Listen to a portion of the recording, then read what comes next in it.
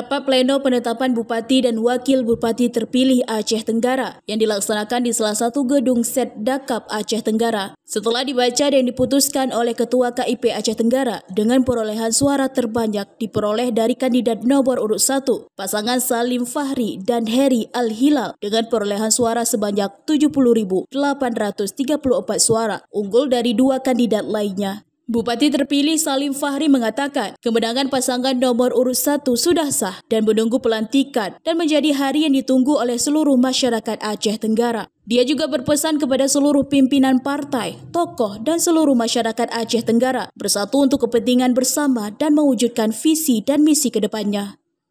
Insya Allah pertama berterima kasih kepada rakyat dan masyarakat Aceh Tenggara. Hari ini kami sudah ditetapkan bersama Dr. Heri Al-Hilal menjadi Bupati Wakil Bupati Kabupaten Aceh Tenggara melalui keputusan Kabupaten Aceh Tenggara.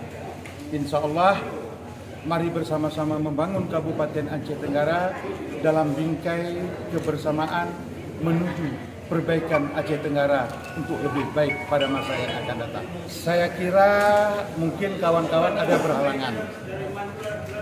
Tadi sudah saya ajak semua partai politik, baik pengusung dan tidak pengusung, untuk saatnya akan datang kompetisi pilkada sudah berakhir.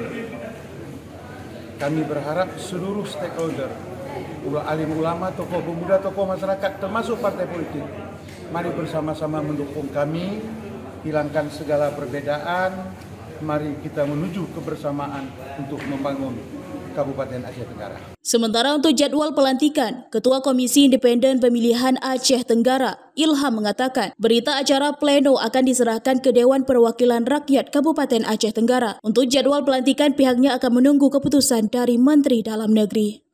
Ya, jadwal pelantikan untuk selanjutnya kita telah menyerahkan berkas lengkap kepada Ketua DPRK Aceh Tenggara ya, untuk selanjutnya melanjuti kepada Menteri Dalam Negeri. Tentunya nanti untuk proses selanjutnya ini ada di ranah DPRK Aceh Tenggara.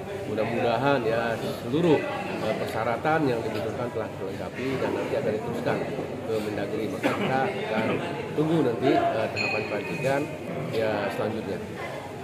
Dari Aceh Tenggara, Al Mujawadin melaporkan untuk Puja TV.